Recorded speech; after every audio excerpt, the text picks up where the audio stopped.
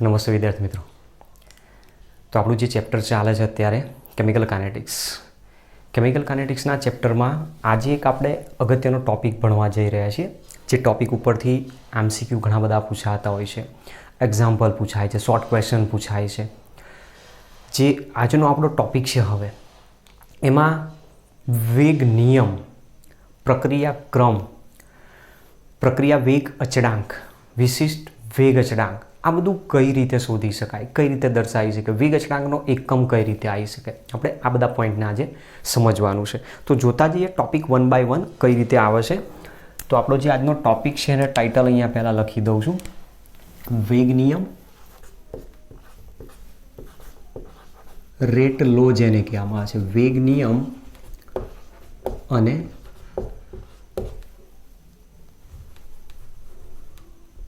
પ્રક્રિયાક્રમ.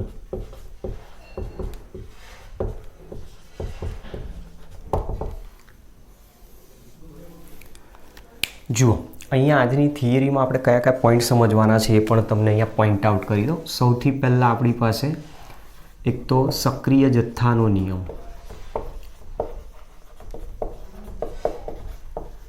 સક્રિય જથ્થાના નિયમ ઉપરથી જ બતાવવાનો છે વેગ નિયમ.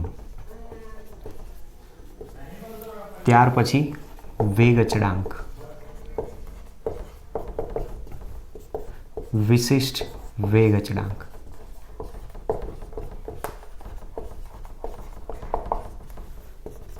ત્યાર પછી પ્રક્રિયાક્રમ.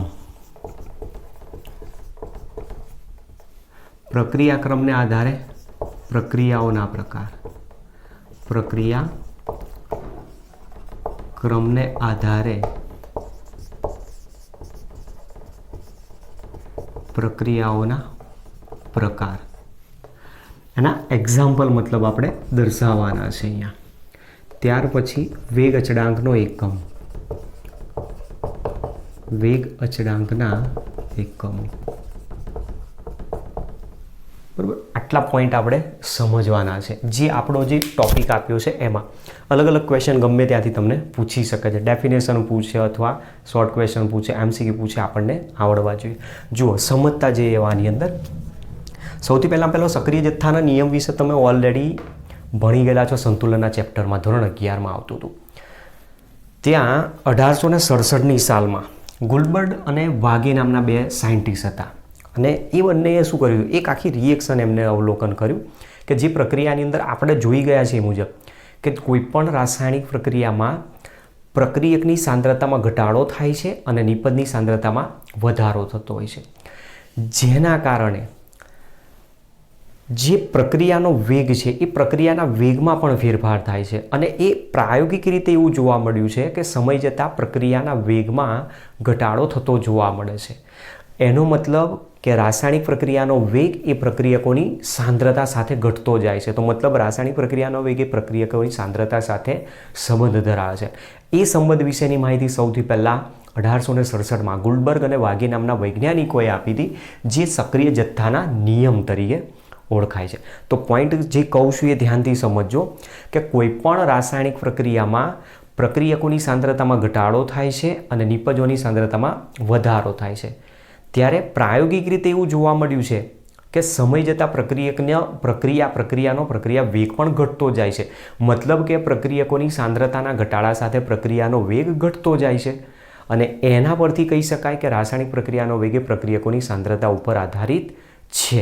અને એના વિશેનો જે સંબંધ દર્શાવતો જે નિયમ આપ્યો છે એને જ આપણે સક્રિય જથ્થાના નિયમ તરીકે ઓળખીએ છીએ. પોઈન્ટ અહીંયા હું નોંધ કરતો જાઉં છું. બરાબર, તમારી રીતે તમારી નોટબુકમાં તમે નોંધ કરતા રહેજો. ચલો, તો આપણી પાસે અહીંયા સમજાવે છે થિયરી મુજબ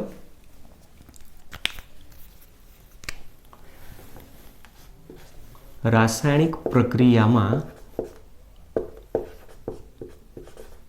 અથવા તો રાસાયણિક પ્રક્રિયા દરમિયાન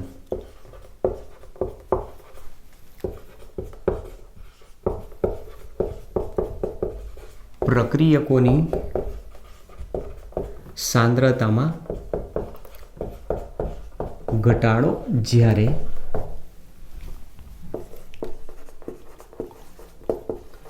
નિપજોની સાંદ્રતામાં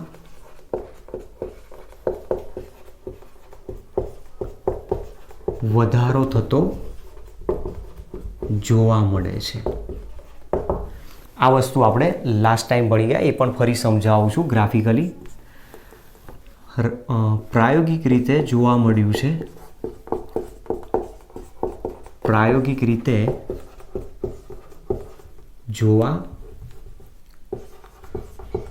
મળ્યું છે કે રાસાયણિક પ્રક્રિયાનો વેગ, મતલબ રેટ ઓફ રિએક્શન, રાસાયણિક પ્રક્રિયાનો વેગ પ્રક્રિયા દરમિયાન ઘટે છે, પ્રક્રિયા દરમિયાન ઘટતો જાય છે. તેનો મતલબ એવું કહી શકાય કે પ્રક્રિયકોની સાંદ્રતા ઘટે છે તો સામે પ્રક્રિયાનો વેગ પણ શું થાય છે? ઘટતો જાય છે. તો આના ઉપરથી કહી શકીએ એટલે કે રાસાયણિક પ્રક્રિયા વેગ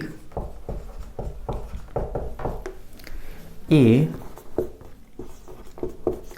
માત્ર પ્રક્રિયકોની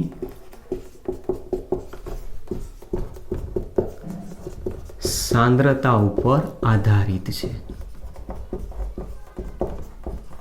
તો મતલબ જો પ્રક્રિયકોની સાંદ્રતા વધશે તો પ્રક્રિયા વેગ વધશે, પ્રક્રિયકોની સાંદ્રતા જો ઘટશે તો પ્રક્રિયાનો વેગ ઘટતો જાય, એવું આપણને આના પરથી સમજાવે છે. ઈસવીસન 1867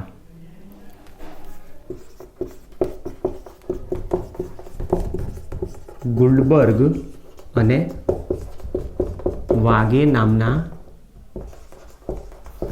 વૈજ્ઞાનિકોએ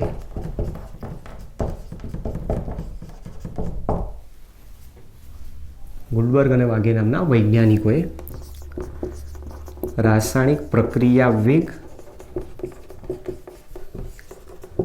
અને પ્રક્રિયકોની સાંદ્રતા વિશેનો સંબંધ દર્શાવ્યો, જેને સક્રિય જથ્થાના નિયમ તરીકે ઓળખવામાં આવે છે.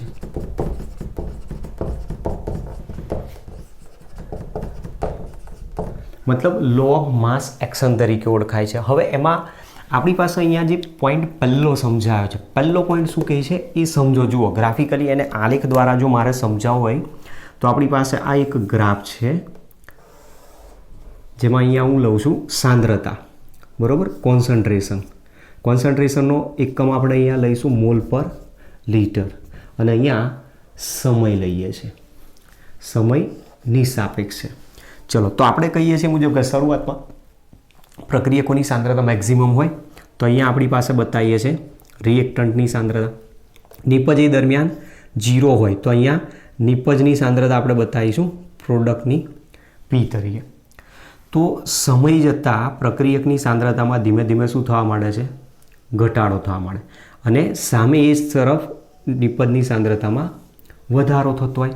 તો આ આપણી પાસે જે બતાવ્યું છે નિપજોની સાંદ્રતા છે અને અહીંયા જે બતાવ્યું છે પ્રક્રિયકોની સાંદ્રતા બતાવી છે. તો આ વસ્તુ ગુલ્ડબર્ગ અને વાગેએ ગ્રાફિકલી પણ ચેક કર્યું અને પ્રાયોગિક રીતે પછી એના ઉપરથી એક એમણે સંબંધ દર્શાવી દીધો જે સક્રિય જથ્થાના નિયમ તરીકે ઓળખાય છે. તો કોઈક સામાન્ય પ્રક્રિયા માટે ધારો કે કોઈ સામાન્ય પ્રક્રિયા AA plus BB gives product જ સીધી બતાવી દઈશું અહીંયા, બરોબર. કઈ પ્રોડક્ટ બને છે આપણે એનાથી કોઈ સંબંધ છે નહીં, કારણ અહીંયા ચોખ્ખું જ કીધું છે. જો રાસાયણિક પ્રક્રિયાનો વેગ માત્ર પ્રક્રિયકોની સાંદ્રતા ઉપર આધારિત છે તો મતલબ નિપજની સાંદ્રતાની કોઈ જરૂર જ નથી પડવાની. તો એના માટે જે ગુલ્ડબર્ગ અને વાગેએ આપેલી પ્રક્રિયા માટેનો જે પ્રક્રિયા વેગ આપ્યો એ પ્રક્રિયા વેગ rate is proportional to concentration of A raise to A into concentration of B raise to B તરીકે દર્શાવ્યો. પ્રપોઝનલ ટુ જો અહીંયાથી હું દૂર કરી નાખું તો therefore rate is equal to K into concentration of A raise to A into concentration of B raise to B તરીકે સમીકરણ દર્શાવી શકાય છે. આવું એક ઇક્વેશન આપ્યું છે. એ ઇક્વેશનને જ આપણે સક્રિય જથ્થાના નિયમ તરીકે નામ આપેલું છે. હવે આની અંદર કહેવા શું માંગે છે? સક્રિય જથ્થાનો નિયમ શું કહે છે કે કોઈ પણ રાસાયણિક પ્રક્રિયાનો વેગ એ પ્રક્રિયામાં ભાગ લેતા પ્રક્રિયકોની, તમે નિયમ અહીંયા સમજતા જો જે કહું છું, કોઈ પણ રાસાયણિક પ્રક્રિયાનો વેગ એ પ્રક્રિયામાં ભાગ લેતા પ્રક્રિયકોની મોલર સાંદ્રતાના, અહીંયા આના એ મોલ છે, આના બી મોલ બતાવેલા છે. રાસાયણિક પ્રક્રિયામાં ભાગ લેતા પ્રક્રિયકોની મોલર સાંદ્રતાના ઘાત સાથેના ગુણાકારના સમપ્રમાણમાં હોય છે, જેને સક્રિય જથ્થાના નિયમ તરીકે ઓળખવામાં આવે છે. બરાબર, ફરીથી નિયમ રિપીટ કરું છું. કોઈ પણ રાસાયણિક પ્રક્રિયાનો વેગ એ પ્રક્રિયામાં ભાગ લેતા પ્રક્રિયકોની મોલર સાંદ્રતાના ઘાત સાથેના ગુણાકારના સમપ્રમાણમાં હોય છે, જેને સક્રિય જથ્થાના નિયમ તરીકે ઓળખવામાં આવે છે. બરાબર, આટલું પહેલાં નોંધ કરી લો. નિયમો પછી અહીંયા લખીને તમને આગળ સમજાવતો જઉં છું.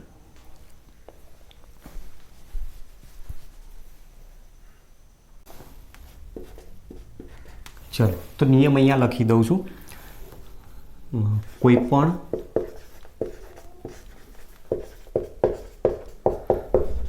રાસાયણિક પ્રક્રિયાનો વેગ એ તે પ્રક્રિયામાં ભાગ લેતા પ્રક્રિયકોની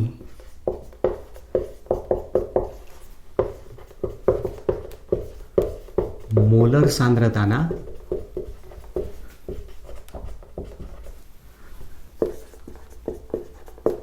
ઘાત સાથેના ગુણાકારના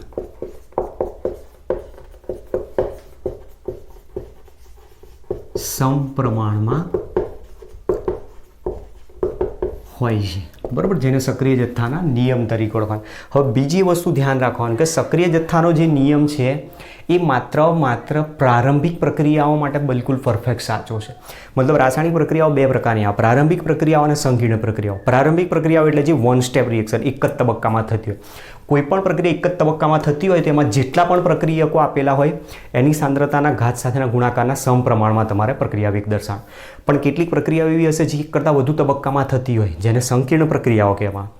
તો એવી સંકીર્ણ પ્રક્રિયાઓમાં કોઈ એક તબક્કો તો એવો હશે જ કે સૌથી ધીમો હોય, અને સૌથી ધીમો જ પ્રક્રિયાનો વેગ નક્કી કરતો હોય, અને એ તબક્કામાં પ્રક્રિયકોની જે સાંદ્રતા હોય એના મોલર સાંદ્રતાના ઘાત સાથેના ગુણાકારના એ સમપ્રમાણમાં હોઈ શકે છે. તો આના માટે તમારે એક પોઈન્ટ અહીંયા નોંધ કરી રાખવાનો છે કે જો પ્રારંભિક પ્રક્રિયા હોય, પ્રારંભિક પ્રક્રિયા એટલે એક જ તબક્કામાં થતી, તો સક્રિય જથ્થાના નિયમ મુજબ પ્રક્રિયા વેગ દર્શાવવો. પરંતુ જો સંકીર્ણ પ્રક્રિયા હોય, કૌંસમાં એક કરતાં વધુ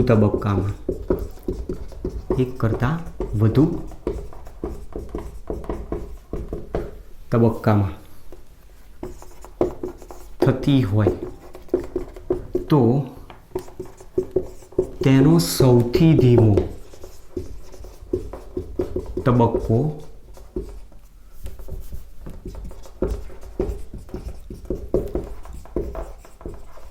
પ્રક્રિયાનો વેગ નક્કી કરે. બરાબર, જેને આપણે RDS તરીકે દર્શાવીશું. આ વસ્તુ ધ્યાન રાખજો. જ્યાં શબ્દ હું RDS લખું એટલે તમારે સમજી જવાનું સૌથી ધીમો તબક્કો આપણે છે. બરાબર, આ કોઈનું નામ, કોઈની સરનેમ એવું કશું લખેલું નથી, પણ રેટ ડિટર્મિનિંગ સ્ટેપ તરીકે આપણે નામ આપેલું છે. કે જે પ્રક્રિયાનો વેગ નક્કી કરતો હોય. તો આ એક પોઈન્ટ તમારે ખાસ ધ્યાન રાખવાનો કે જો પ્રક્રિયા એક જ તબક્કામાં થતી હોય સીધો સક્રિય જથ્થાનો નિયમ વાપરો, પ્રક્રિયા વેગ તમને મળી જશે સીધો. પણ જો પ્રક્રિયા એક કરતાં વધુ તબક્કામાં થતી હોય તો પછી આને ફોલો કરો, ધીમો તબક્કો નક્કી કરો. અને ધીમો તબક્કો નક્કી કરવા માટે એક્સપેરિમેન્ટ કરવો પડે, આપણે સીધો સૈદ્ધાંતિક રીતે નક્કી કરી શકતા નથી. ચલો હવે આના આધારે આપણે અહીંયા કીધું એ મુજબ કે rate is proportional two, equation આપણું આવ્યું હતું આ રીતે, a raised to a into b raised to b, therefore rate is equal to k into a raised to a b raised to b. આ ઇક્વેશન આપણી પાસે આવ્યું હતું. આ સક્રિય જથ્થાનો નિયમ દર્શાવે છે, સક્રિય જથ્થાનો નિયમ દર્શાવે છે, જે મેં અહીંયા ઓલરેડી ઉપર લખેલો છે. હવે પ્રાયોગિક માહિતી તો એવું કહે છે કે રાસાયણિક પ્રક્રિયાનો વેગ એ પ્રક્રિયકો એ અને બીના જે મોલર ઘાતાંક તમે બતાવ્યા સ્મોલ એ અને સ્મોલ બી એના ઉપર આધારિત નથી, પણ આલ્ફા અને બીટા ઉપર આધારિત છે. તો ત્યાં આલ્ફા અને બીટા શું છે?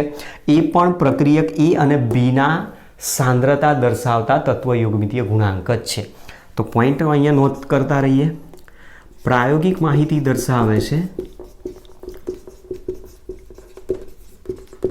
પ્રાયોગિક માહિતી દર્શાવે છે કે રાસાયણિક પ્રક્રિયા વેગ એ સ્મોલ એ અને સ્મોલ બી ઉપર આધાર રાખતી અથવા પ્રક્રિયા વેગ આધાર રાખતો નથી, પરંતુ આલ્ફા અને બીટા ઉપર આધારિત છે. તો આ શું છે? જ્યાં આલ્ફા અને બીટા પ્રક્રિયક એ અને બીના સાંદ્રતાના મોલ દર્શાવતા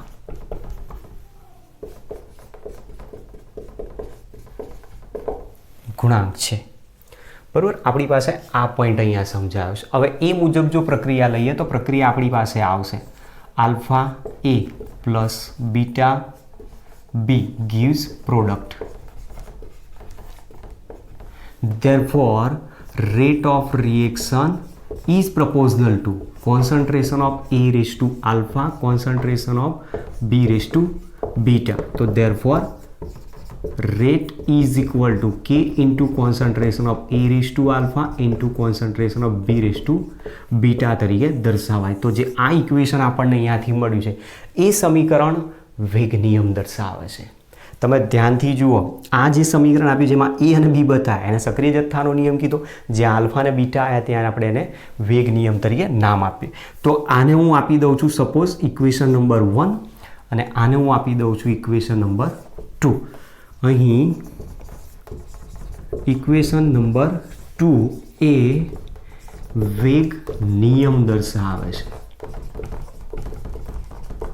કારણ કે અમુક ક્વેશ્ચન એવા આવશે, અમુક દાખલા આવશે જ્યાં તમારે વેગ નિયમ દર્શાવવાની જરૂર પડશે.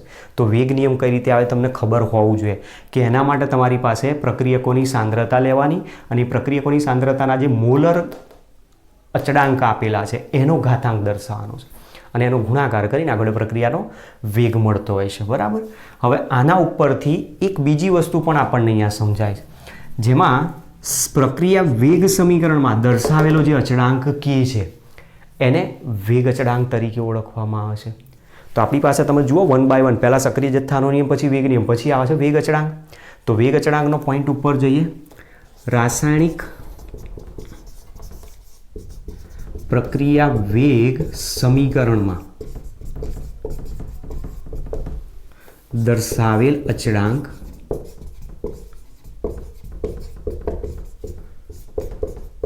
કેને તેનો વેગ અચળાંક કહે છે.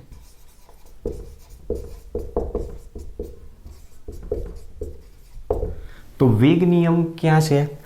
તો વેગ નિયમ આપેલો છે એ લખી દો. વેગ નિયમની અંદર અચળાંક આપેલો છે અને તમે વેગ અચળાંક તરીકે આપણે નામ આપતા હોઈએ છીએ, બરાબર. ચલો લખી લો પહેલાં આટલું, પછી હવે આગળનો ટોપિક સમજવાનો પ્રયત્ન કરીએ કે હવે બીજો ટોપિક આગળ કઈ રીતે સમજાવવાનો, વિશિષ્ટ વેગ અચળાંક કઈ રીતે આવશે, પ્રક્રિયાક્રમ શું છે, પ્રક્રિયાક્રમના ઉદાહરણો કઈ રીતના આવે છે જોતા જઈએ છીએ.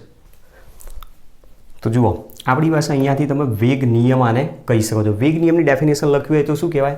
રાસાયણિક પ્રક્રિયાના વેગ અને પ્રક્રિયકોની મોલર સાંદ્રતાના સંબંધ દર્શાવતા સમીકરણને તેનો વેગ નિયમ તરીકે ઓળખવામાં આવે છે. ચલો ત્યાર પછી હવે જોઈએ છે વેગ અચળાંકની જગ્યાએ વિશિષ્ટ વેગ અચળાંક કોને કહી શકાય. તો પોઈન્ટ આપણે હવે અહીંયા બતાવીશું વિશિષ્ટ વેગ અચળાંક.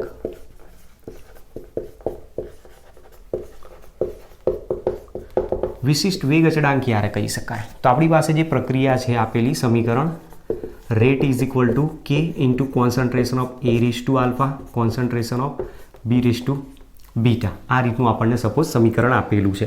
હવે એ સમીકરણમાં જો બધા જ પ્રક્રિયક મતલબ એ બી દરેકની સાંદ્રતા કેટલી આપેલી હોય? 1 મોલર જેટલી આપેલી હોય.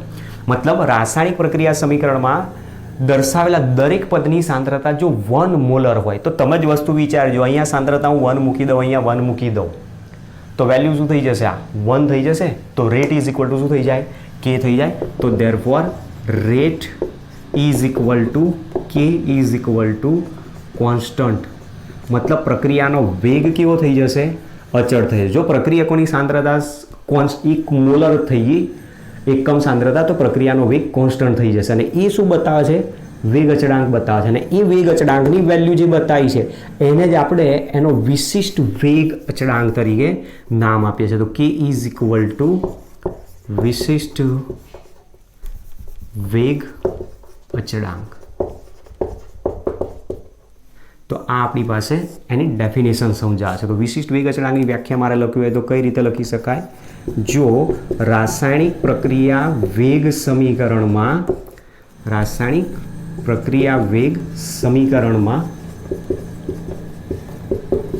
દર્શાવેલ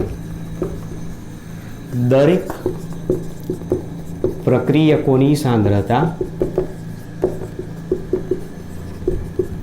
1 મોલર હોય તો તે પ્રક્રિયાનો વેગ એ તેના વેગ અચળાંક બરાબર થાય છે. એ તેના વેગ અચળાંક બરાબર થાય તો તેને વિશિષ્ટ વેગ અચળાંક કહે છે. તો તેને વિશિષ્ટ વેગ અચળાંક કહે છે. આપણી પાસે એક આ પોઈન્ટ અહીંયાથી મળ્યો. ચલો હવે એના પછી જોઈએ પ્રક્રિયાક્રમ કોને કહી શકાય.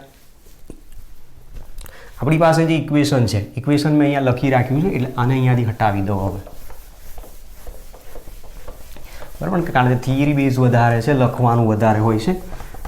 મારે લખવાનું વધારે છે, તમારે પહેલાં સમજો અને પછી એને શાંતિથી નોંધ કરો. જેટલું આ ટોપિકને તમે વ્યવસ્થિત સમજશો એટલું તમારું ચેપ્ટર એકદમ ઇઝી બની જશે. કારણ કે ચેપ્ટર મેં પહેલાં જ કીધું એકદમ ઇઝી ચેપ્ટર છે, સ્કોરિંગ ચેપ્ટર છે. તમારે જેટલા માર્ક્સનું ચેપ્ટર હોય પૂરેપૂરા માર્ક્સ લાવે તમે આની અંદર લાવી શકો છો. ચલો હવે ત્યાર પછી અહીંયા કહે છે વેગ અચળાંક પ્રક્રિયાક્રમ. તો આપણી પાસે જે રાસાયણિક પ્રક્રિયા વેગ સમીકરણ આપેલું છે એ રાસાયણિક પ્રક્રિયા વેગ સમીકરણમાં પ્રક્રિયકોની જે સાંદ્રતાનો ઘાતાંક દર્શાવતા પદો છે એનો જ્યારે કુલ સરવાળો કરી નાખવામાં આવે તો એ જ સરવાળાનું મૂલ્ય એનો પ્રક્રિયાક્રમ દર્શાવે છે. સપોઝ માની લો કે ધારો કે કોઈક પ્રક્રિયા, ધારો કે XA plus YB gives product, આવી કોઈક પ્રક્રિયા આપણને દર્શાવેલી છે. હવે આ જે પ્રક્રિયા આપેલી છે એ પ્રક્રિયા માટે મારે વેગ નિયમ જો લખવો હોય તો ધેરફોર વેગ નિયમ શું લખી શકીએ આપણે? Rate is proportional to concentration of A raised to X into concentration of B raised to Y. તો therefore rate is equal to K into concentration of A raised to X into concentration of B raised to Y તરીકે આપણી પાસે equation આવતું હોય છે. આને હું આપી દઉં છું અહીંયા નંબર 3. આપેલી જે પ્રક્રિયા છે આપેલી પ્રક્રિયામાં પ્રક્રિયકોની સાંદ્રતાનો જે ઘાતાંક દર્શાવેલો છે એના કુલ સરવાળાને પ્રક્રિયા ક્રમ કહે છે. તો ડેફિનેશન અહીંયાથી હું લખી શકું છું રાસાયણિક પ્રક્રિયા વેગ સમીકરણમાં પ્રક્રિયકોની સાંદ્રતાના ઘાતાંકોના કુલ સરવાળાને તેનો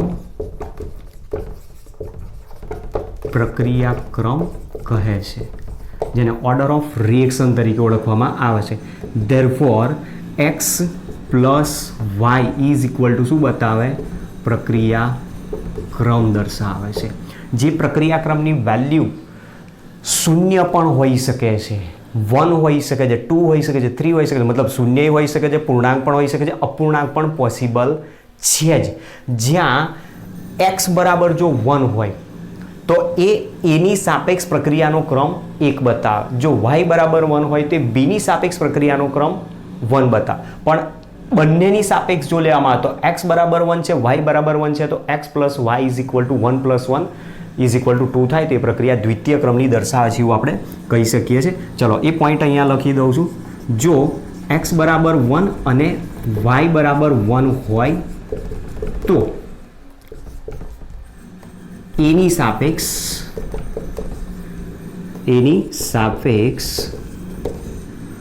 પ્રક્રિયાક્રમ 1 અને બીની સાપેક્ષ પ્રક્રિયાક્રમ 1 થાય. પરંતુ બંનેની સાપેક્ષ એ અને બી બંનેની સાપેક્ષ x plus y is equal to 1 plus 1 is equal to 2, મતલબ પ્રક્રિયાક્રમ 2 થશે. પ્રક્રિયાક્રમ દર્શાવે. તો હવે આવું જ્યારે આપેલું હોય ત્યારે આપણી પાસે પ્રશ્ન હવે આવ્યો કે જો ઘાતાંકનો સરવાળો શૂન્ય હોય તો એ શૂન્ય ક્રમની પ્રક્રિયા કહેવાય. ઘાતાંકોનો કુલ સરવાળો જો 1 મળે તો પ્રથમ ક્રમની પ્રક્રિયા કહેવાય. ઘાતાંકોનો સરવાળો જો 2 મળે તો દ્વિતીય ક્રમની પ્રક્રિયા, 3 મળે તૃતીય ક્રમની પ્રક્રિયા. એમ કરતાં કરતાં તમે જેમ જેમ આગળ જશો ઘાતાંકનો સરવાળો જો n થાય તો n ક્રમની પ્રક્રિયા પણ પોસિબલ છે. જોતા જઈએ છીએ એની પણ. ચલો ધ્યાનથી પહેલાં આને ઉતારી લો. અને આ જે વસ્તુ આપેલી છે બધી તમારે પરફેક્ટલી ધ્યાનમાં માઇન્ડમાં રાખવાની છે. એકદમ આને બિલકુલ ક્લિયર હોવી જરૂરી છે. જો આ ખબર નહીં પડે આગળનો કોઈ ટોપિકમાં તમને ઝડપથી ખ્યાલ આવશે નહીં. કારણ કે જે બધી થિયરી ઇમ્પોર્ટન્ટ છે એ બધી ઇમ્પોર્ટન્ટ થિયરી આપણે આના ઉપરથી જ સમજવાની છે પ્રક્રિયા ક્રમના આધારે.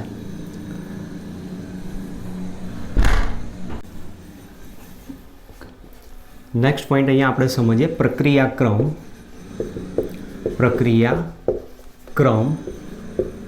n વડે દર્શાવાય છે. સ્મોલ n તરીકે આપણે દર્શાવીશું. સ્મોલ n વડે દર્શાવાય છે.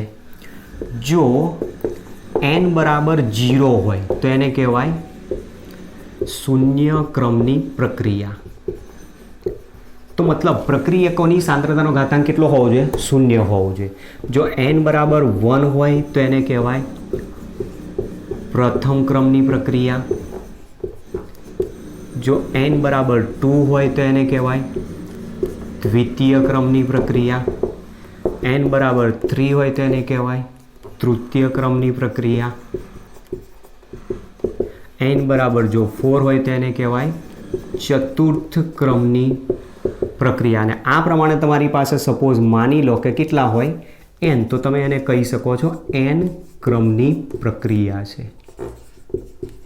તો આવી અલગ અલગ ક્રમની આપણને પ્રક્રિયાઓ મળી શકતી હોય છે. હવે આ જે પ્રક્રિયાઓ આપેલી છે આપણે એના એક્ઝામ્પલ સમજવાના છે. શૂન્ય ક્રમની પ્રક્રિયાનું ઉદાહરણ શું હોય, પ્રથમ ક્રમની પ્રક્રિયાનું શું હોય, દ્વિતીય ક્રમની શું હોય, તૃતીય ક્રમની શું હોય. ચતુર્થ ક્રમ આપણે આવવાનો નથી. અહીંયા સુધી આપણે રિએક્શન્સમાંથી પૂછી શકે છે ઉદાહરણ. બીજો એક પોઈન્ટ અહીંયા નોંધ કરીએ આપણે. પ્રક્રિયાક્રમ શૂન્ય, પૂર્ણાંક અને અપૂર્ણાંક હોઈ શકે છે.